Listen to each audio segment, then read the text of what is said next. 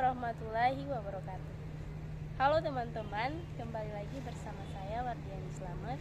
Nah, di video kali ini saya akan melanjutkan pembahasan ke part 5, yaitu peran lembaga dan industri pendukung dalam pengembangan perbankan syariah.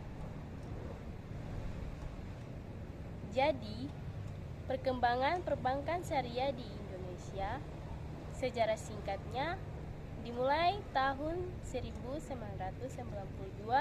dengan berdirinya Bank Muamalah Indonesia sebagai bank syariah pertama. Regulasi penting Undang-Undang Nomor 21 Tahun 2008 tentang perbankan syariah memperkuat operasional bank syariah. Pencapaian hingga kini aset perbankan syariah terus meningkat, mencapai lebih dari 10%. Pangsa pasar industri perbankan syariah nasional.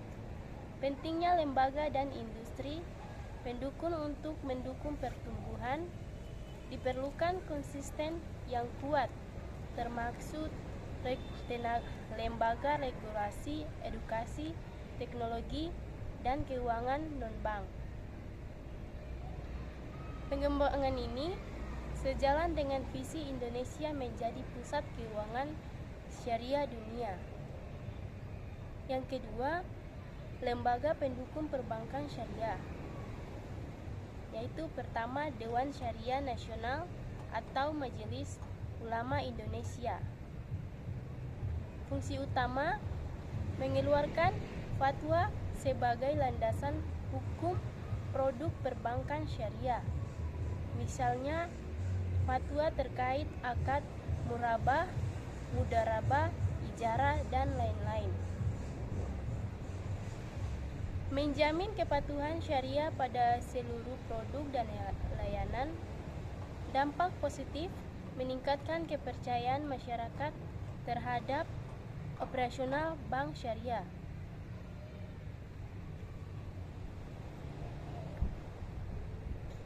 Dan yang kedua, Otoritas Jasa Keuangan atau OJK. Tugas utamanya mengawasi bank syariah agar mematuhi aturan yang berlaku dan mendorong pertumbuhan bank syariah melalui kebijakan strategis. Program khusus Roadmap Perbankan Syariah untuk menciptakan sistem keuangan yang berdaya saing global. Edukasi masyarakat melalui seminar dan kampanye literasi.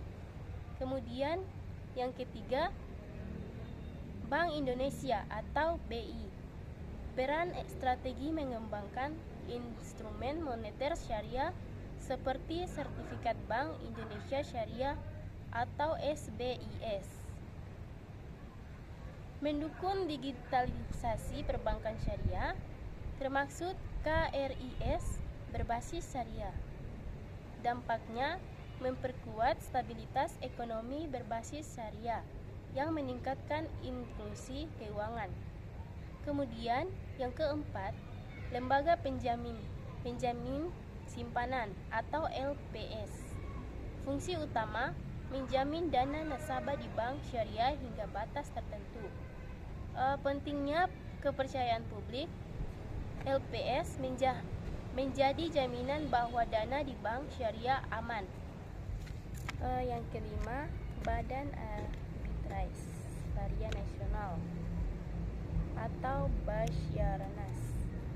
Peran dalam penyelesaian sengketa, menangani kasus-kasus terkait perbankan syariah dengan dasar hukum Islam. Juga memberikan solusi tanpa melanggar prinsip syariah. Kemudian yang ketiga, industri pendukung perbankan syariah. Yang pertama, industri keuangan non-bank syariah.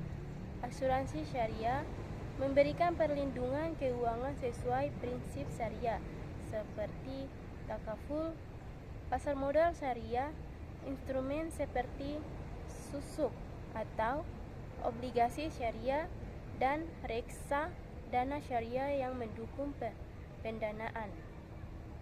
Fintech syariah Teknologi finansial berbasis syariah seperti platform peer-to-peer lending yang membantu UMKM. Kemudian yang kedua, pendidikan dan pelatihan, di mana lembaga pendidikan tinggi banyak universitas menawarkan program studi ekonomi syariah untuk mencetak ahli di bidang ini. Pelatihan profesional, organisasi seperti Islamic Banking and Finance Institute atau IBFI melatih SDM perbankan syariah. Kemudian yang ketiga, teknologi dan inovasi digital banking syariah. Banyak bank syariah memulai memanfaatkan aplikasi mobile banking untuk mempermudah layanan. Kolaborasi financing, contoh dompet digital syariah yang mendukung transaksi halal. Blockchain syariah, teknologi ini dapat digunakan untuk transparansi dalam pengelolaan zakat, wakaf, atau pembiayaan. Kemudian yang keempat, media dan literasi keuangan syariah. Peran media membantu menyosialisasikan produk perbankan syariah. Kampanye edukasi, webinar, iklan, dan media sosial untuk meningkatkan kesadaran masyarakat. Kemudian yang keempat, tantangan dan solusi dalam pengembangan perbankan syariah. Tantangan utama, yang pertama, kurangnya literasi keuangan syariah. Banyak masyarakat yang belum memahami konsep keuangan syariah. Kemudian yang kedua, persaingan ketat dengan bank konvensional. Bank konvensional menawarkan produk serupa dengan bunga kompetitif. Kemudian yang ketiga, keterbatasan SDM atau sumber daya manusia. Kurangnya tenaga ahli yang memahami prinsip syariah. Solusi yang dapat dilakukan. Yang pertama, meningkatkan literasi keuangan, mengadakan kampanye nasional dan program edukasi. Kemudian yang kedua, mengembangkan produk inovatif, menyediakan produk yang kompetitif seperti pembiayaan mikro berbasis syariah. Kemudian yang ketiga, kolaborasi lintas sektor,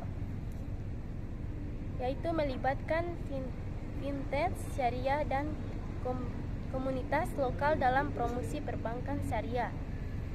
Jadi, kesimpulannya, perbankan syariah memiliki potensi besar untuk perkembangan dengan dukungan lembaga dan industri terkait.